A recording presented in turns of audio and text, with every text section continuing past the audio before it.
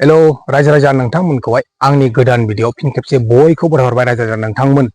बिराद दुखुनांथाव जाथाय जाबाय रायजो राजा नोंथांमोन जे जोंनि बर' हारियावहाय बिराद दुखुनांथाव जाथाय नोंथांमोन जे नोंथांमोना थामिल होनना मोनथिखाबाय दा नोंथांमोन बे जाथाया चिरां डिस्ट्रिक्ट आरो देवस्रि एरिया हादान एरियायावहाय जादों। दाख्लैसो जे इभिकसन खालामजानाय जे बर' सुबुंफोरखौहाय बिटिसि फरेस्ट बिफाननि दैदेनगिरिफोराहाय दा बर' बे इभिकसन खालामजानाय बर' न'खरफोरखौहाय जा मोनसे जायगायाव शिफ्ट खालामनाय जे लाबोनानै दोनफैनो नागिरदोंमोन नोंथांमोन बे जायगायावहाय दा बे जायगायाव जे आदिबासि सुबुंफोर थानाय बे जायगायावहाय हादान ओनसोलाव दा नोंथांमोन दुखुनांथाव बाथ्राया बेसो दा जोंनि बड'लेण्डआवनो जोंनि रायजोआवनो नङा होमबा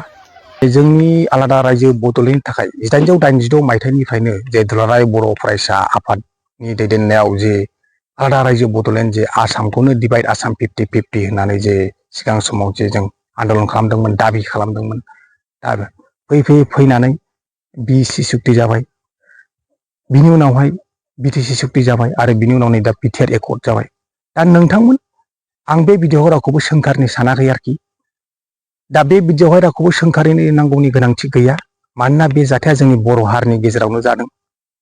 दा नोंथांमोन जायफोर जोंनि बर' हारिनि लिडारफोर दैदेनगिरिफोर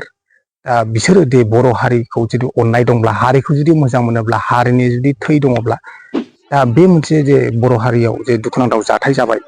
दा बर' मानसिखौ दोना बेफोरबायदि जे फरेस्टनि सान्थ्रि हान्जाफोरजोंनो जे उल्था दा नोंथांमोन जे जोंनि जायगायावनो दा बेफोरबायदि जे जाथाय जाबाय दा बे जाथायखौ जायफोर जे जोंनि बर' हारिनि लिडारफोर दैदेनगिरिफोर बिथांमोना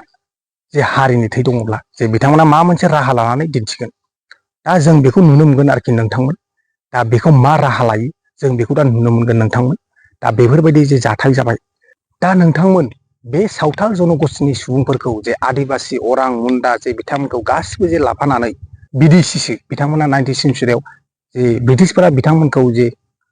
साहा आबाद मावनायाव जे वार्कार्स हिसाबै लाबोदोंमोन जे माल्टिनिक जे ग्रुप हिसाबै जे बिथांमोनखौहाय जे साहा जनगोष्ठी हिसाबै जे बिथांमोनखौ मोनथियो जोंनि आसामाव आरो बिथांमोनखौ जे 1883 मायथाइ आरो 84 मायथाइयावनो जे जोंनि आसामावहाय साहा जनगोष्ठी हिसाबै दा टि ट्राइब होननानै जे बिथांमोनखौ जे डिक्लेयार होदोंमोन नोंथांमोन जे बिथांमोना दा बेफोरबायदि पावाराव आरोखि जोंनि जायगायावनो बिदेशि हारिनि सुबुंफोरा दा नोंथांमोन जे गोदोबो जालांबाय जे सावथाल आन्दलन नङा होमबा नोंथांमोन दा गोदोबो जालांखांबायमोन दा नोंथांमोन दुखुनांथाव जाथाय आरोखि बेफोर थासारिखौ थाबैनो सुस्रांनांगौ आरो माबा मोनसे राहा लानांगौबा लानांगौ आरोखि जोंनि बर' हारिनि सुबुंफोराहाय बा लिडारफोराहाय गिदिर थांखि लानांगौबाबो लानांगौ दा नोंथांमोन जे जाथायखौ जे सुस्रांबासो सान्थिया फैगोन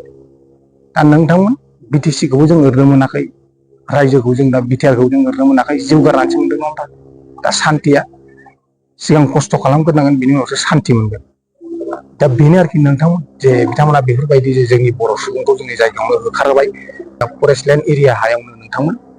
दा बेवहायनो बेफोरबायदि जे खालामबाय दुखुनांथाव बाथ्रा आरोखि नोंथांमोन दा नोंथांमोना बे ससे भिडिअखौ नायनानै दा मा फोरमायहरो नोंथांमोननि साननाय दा कमेन्टआव फोरमायहरदो आरोखि नोंथांमोन दे बे जाथायसो जालांबाय दुखुनांथाव नोंथांमोन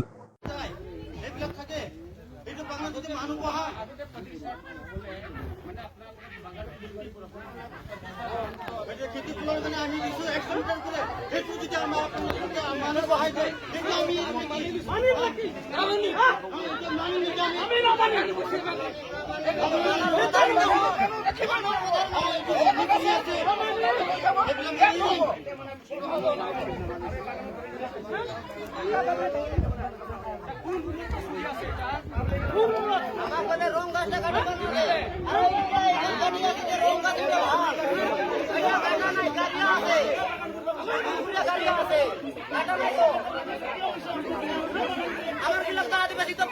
পুরা ধরে নিয়ে যায় এখন